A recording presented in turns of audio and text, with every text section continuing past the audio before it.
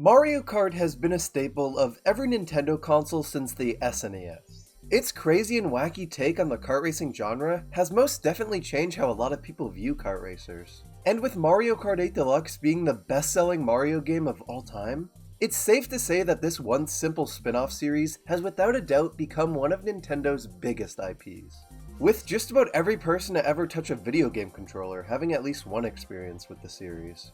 And despite it being more than 16 years old and stuck on a now discontinued console, with multiple new entries released after it meant to replace it, there's one Mario Kart game that has refused to die. One Mario Kart game with a community so strong and persistent that despite having its online servers shut down over a decade ago, can still be played online today with just a few numbers entered into your Wii's internet settings.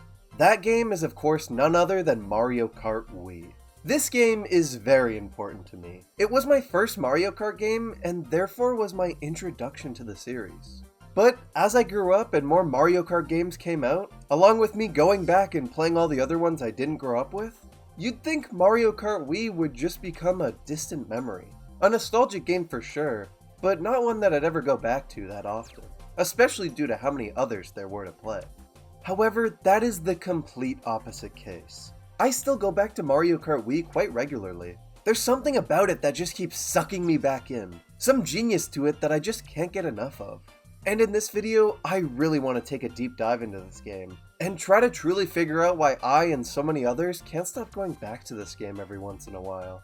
My name is Mariomikester, and welcome to a Mario Kart Wii retrospective. Released on April 27, 2008 here in North America, Mario Kart Wii is the sixth entry in the Mario Kart series. Development for this game started shortly after the release of Mario Kart DS in 2005, with the game initially being known internally as Mario Kart X, with the X standing for Extreme due to the introduction of the bikes. However, according to an Iwata-ass interview, the name of Mario Kart X ultimately had to be scrapped due to Super Smash Bros. Brawl's official announcement in 2006. With its Japanese name being Super Smash Bros. X. In the end, I think this was for the best, because the name of Mario Kart X will work a lot better for the 10th installment in the series, and not the 6th. Speaking of the introduction of bikes though, Mario Kart Wii wasn't actually the first Mario Kart game meant to feature them. Producer of Mario Kart Wii, Hideki Kono, had actually been pushing for the introduction of bikes since Double Dash, due to his passion of extreme sports. However, his idea was constantly rejected, due to Nintendo thinking the image of Mario riding a bike was too bizarre. But hey, I guess up to this point, busting it down in Dance Dance Revolution and exploring Bowser's hotels were fine enough for him.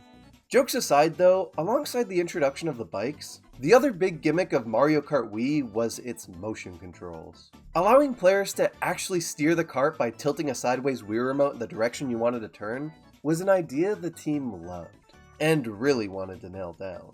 And to go with the immersive motion controls, the idea of a steering wheel attachment for the Wii remote was proposed, to further the immersion and really drive home the feeling of controlling a kart. Designers working on the wheel attachment tested nearly 30 different possible designs for it, ranging from extremely realistic shapes and weights, mimicking the feel of actual go-kart steering wheels, to more goofy, Mario-friendly designs with a variety of colors. Ultimately, the team ended up settling on the simple, lightweight Wii wheel we all know and love today, in order to suit long-term periods of gameplay, with the iconic white color being chose to match the system's color. Funnily enough, that iconic blue ring around the word Wii in the game's logo actually originated from the Wii wheel's design, with the team adding the blue ring to the back of the wheel to give it a more sleek look. And at E3 2007, the game was finally revealed to the public, sporting an early logo that has a striking resemblance to Mario Kart DS's final logo, which they were clearly using as inspiration for this placeholder.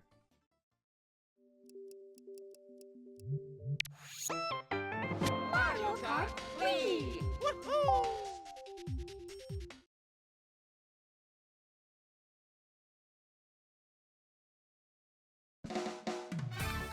Upon opening the game, you're greeted by its iconic title screen, and are then brought to the license select screen. I've never really thought much of the licenses in Mario Kart Wii, other than the fact that it's cool to see your progress through the cups visualized.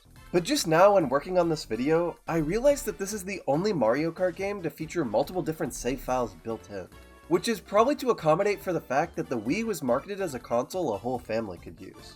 Enough random cool facts though. After selecting a license and choosing the game mode you want to play, you're met with the character selection. This initial roster is pretty weird, featuring baby versions of Mario and Peach as playable characters alongside their adult selves. As you play more of the game though, this initial roster more than doubles by the time you've unlocked everything, making this game's character selection, at the time, the biggest in Mario Kart history. Featuring newcomers like of course the baby characters, but also Rosalina, Dry Bowser, your Mii, and of course the fan favorite Funky Kong.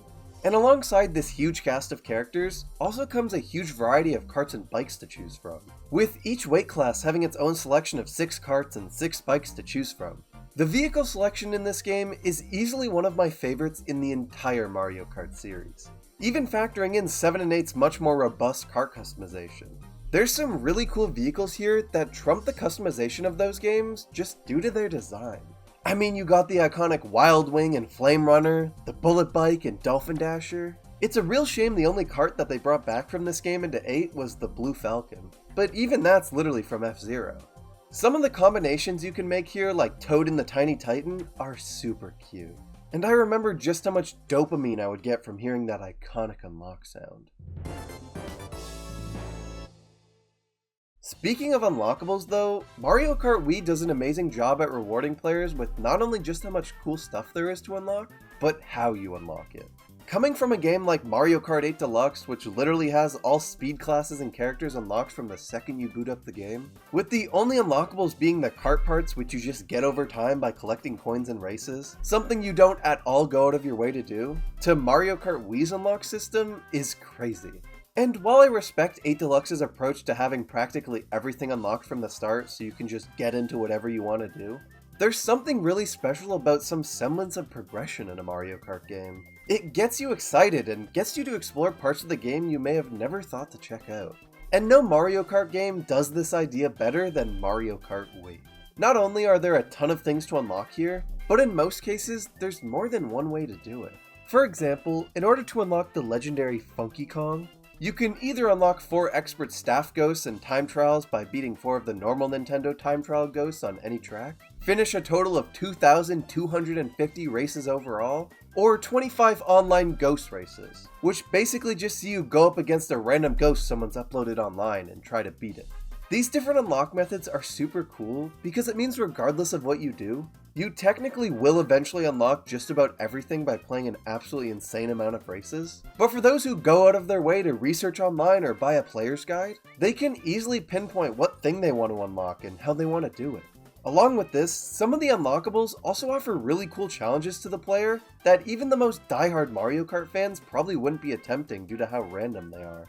Like the Cheap Charger, which you can either unlock the boring way by slogging through and completing 1,800 races, or by putting yourself through the challenge of getting an at least 1-star ranking in all the 50cc Retro Cups. Which means not only winning every race, but driving super well and maintaining your placement throughout the duration of your races. None of the challenges the game puts you through to unlock these things are ever too hard, so it still makes doing them a genuinely fun experience.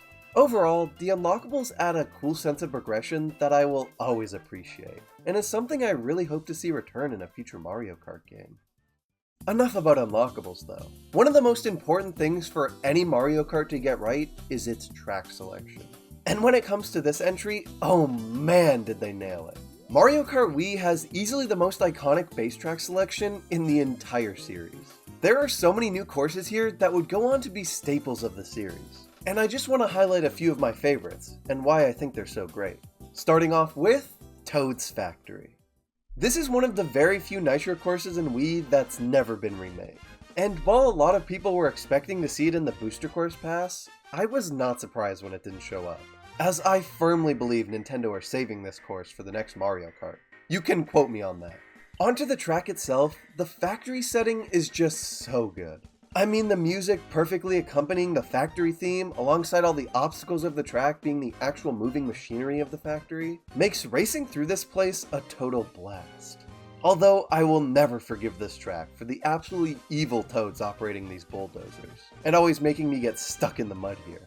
Jokes aside, apart from the incredible design of the course, it also features this absurdly cool shortcut called the Lake Cut. that players have discovered that lets you completely jump over the body of water here, that I've always wished I could do. Moving on though, the next track I wanted to talk about is Coconut Mall. Now there's not much I can say about this course that hasn't already been said a million times, but I feel like I'd be lying if I didn't include this as one of my favorites. That Pianta Mall setting backed by its iconic music track never gets old. And I feel like while 7 and 8's rendition of the course are decent enough, nothing beats the way it's presented here. And I will always enjoy playing this track when I'm revisiting this game. On the complete opposite end of Coconut Mall though, one course from this game I don't see talked about nearly enough is Wii's take on Bowser's Castle. Now, Bowser's Castles are a staple of every Mario Kart, with some even featuring multiple, maybe too many. Super Circuit technically features 7, but none in my opinion compare to Wii's Bowser Castle. Everything from the eerie music, the volcanic atmosphere, the track itself, it's amazing and encompasses everything a Bowser's Castle should be. I especially love this track's take on the giant Mecha Bowser that's practically become a staple of every Mario Kart since Double Dash, as it shoots giant fireballs at you, which you have to avoid by tricking off of the half-pipes. Probably the best part of this course is that it never gets boring. There's no big open area with nothing but track, as there's always some gimmick or obstacle in your path. And it's a great penultimate track before this game's extraordinary Rainbow Road. Seeing this track return in Mario Kart 8 was something I never knew I wanted until it happened. Wii's Rainbow Road will always be special. Being one of the most difficult Rainbow Roads right up there with Double Dashes, the sheer amount of times we've all plummeted back to Earth on this course forever cemented in Mario Kart history. And that Mario Galaxy theming with the star bits around the course and the hint of Good Egg Galaxy's theme in the song make it even better. Overall, Mario Kart Wii has some incredible courses, new and returning, and these tracks contribute a lot to the legacy and genius of the game. But wait, I think there's one big thing I've left out that really contributes to the popularity the tracks in this game have: the shortcuts. Although I briefly mentioned the late cut on Toad's Factory, Mario Kart Wii is famous for its sheer abundance of unintentional shortcuts that sometimes either save a couple seconds per lap, or in Grubble Volcano's case, completely break the track. These game-breaking shortcuts are commonly referred to as ultra shortcuts, and are some of the craziest shortcuts in Mario Kart history, completely breaking the tracks that have them, letting you skip huge portions of the course, and sometimes even allowing you to drive out of bounds like here in Coconut Mall's parking lot. But some of the regular shortcuts like the Mushroom Gorge and DK Summit gap jumps are just as famous, and even made their way into Mario Kart 8 Deluxe, with Nintendo seemingly making them a bit easier to pull off, fully embracing them. These cuts have without a doubt had a big impact on Mario Kart Wii's legacy, and is a huge reason why its time trial scene is still so active today, with new discoveries still being made, like this new ultra shortcut recently found on Luigi Circuit. Moving away from ultra shortcuts though, Mario Kart Wii also introduced 3 new items to the series, which ironically were then subsequently removed in the next entry, Mario Kart 7, and never seen again. Those being the Mega Mushroom, Thundercloud, and Pow Block. The Mega Mushroom does exactly what you'd expect it to do. For a short amount of time, you grow to a ginormous size and are able to crush any drivers in your path, while also gaining a significant speed boost alongside that. This is the only item out of the 3 to technically appear again, being featured in Mario Kart Tour, but this is the same game that also features Vampire Waluigi as a playable character, so does it really count? The Mega Mushroom is a really cool item that I was so confused to not see appear again in Mario Kart 7. I mean, sure, at its core it's a basic star ripoff, with the only difference being that you squish players instead of causing them to crash when you hit them. But regardless of that, at the end of the day, it's still a super fun item that should really return. The Thundercloud, on the other hand, is not a super cool item. This item, when got from an item box, speeds you up significantly, but at the cost of being struck and shrunk by lightning after it goes off, with you being able to hand it off to other players by bumping into them, kind of like a hot potato situation. In theory, this item should be amazing. It's a great way to add another level of craziness to an already insane kart racer, forcing the player to think on their toes if they should hold on to it for as long as they can in order to get a nice speed boost, or if they should just hand it off early in order to not have to worry about it. But in execution, it's not like this at all. Most times you either accidentally are bumped into by another racer and have it taken from you, or you're unable to give it to anybody else in time and end up suffering the consequences. 9 times out of 10, you will never get the outcome you want from this thing, and makes it more of a nuisance than anything, which is why it's pretty unsurprising that it never came back. And the last of the 3 new items in this game is the POW block. A block that, when activated, causes a POW symbol to appear on the screens of everyone in front of you, making them spin out if they don't shake at the exact moment the POW strikes. I'm pretty indifferent towards the POW block. It's not a bad item by any means, but I rarely ever gain much from using it. All 3 items introduced in this game, while not all loved, do spice things up and add a lot to the craziness of the races in this game, and overall are pretty cool additions that I think deserve at least some more love from Nintendo. Speaking of items though, they couldn't be more important in one iconic Mario Kart mode that often gets overlooked: Battle Mode. And when talking about overlooked battle modes, Mario Kart Wii's is one I never see discussed anymore. Battle Mode here features 2 game modes, Balloon Battle and Coin Runners. And while these modes aren't really all that special, being the bare minimum people expect out of them, the tracks are on a whole nother level. Specifically, Funky Stadium and Chain Chomp Wheel have always stood out to me. Both of them start with you being launched into their arenas, and both have incredible songs to accompany them. Funky Stadium is this, well, stadium, with tons of ramps and half-pipes to trick off of, and is perfect for a battle mode. And Chain Chomp Wheel, on the other hand, takes place on a giant spinning roulette wheel. And while maybe not as perfect of a battle track as Funky Stadium is theming-wise, it's still an incredibly fun track to battle on that doesn't get nearly enough attention. I think the reason Mario Kart Wii's battle mode isn't talked about that much is because it doesn't feature many interesting modes, especially coming off of Double Dash, which had stuff like Shine Thief and Bomb Blast. Regardless though, I still think these 2 tracks are incredible, even if the rest of the mode isn't as great as some people wished it was. But if we're being honest, no one really plays Mario Kart's battle mode anyway anymore, and I think Nintendo knew that. Online multiplayer was easily one of the most exciting things surrounding Mario Kart Wii's release. Sure, it wasn't the first to feature it, as Mario Kart DS had introduced it 3 years before in 2005, being the game that actually launched Nintendo WFC. However, the online in that game had a lot of limitations, with half the courses in the game not even being playable online due to hardware limitations. With Wii though, all 32 courses would be playable, as well as that for the first time in Mario Kart history, 12 people would be racing at once, instead of the series' usual 8 up until that point. So the hype here was pretty huge. And at release, the online in this game was amazing. Being able to race with 11 other people from around the world, seeing where they were from when you joined a lobby, and the music that accompanied waiting for that one guy with the shitty Wi-Fi connection to join the lobby.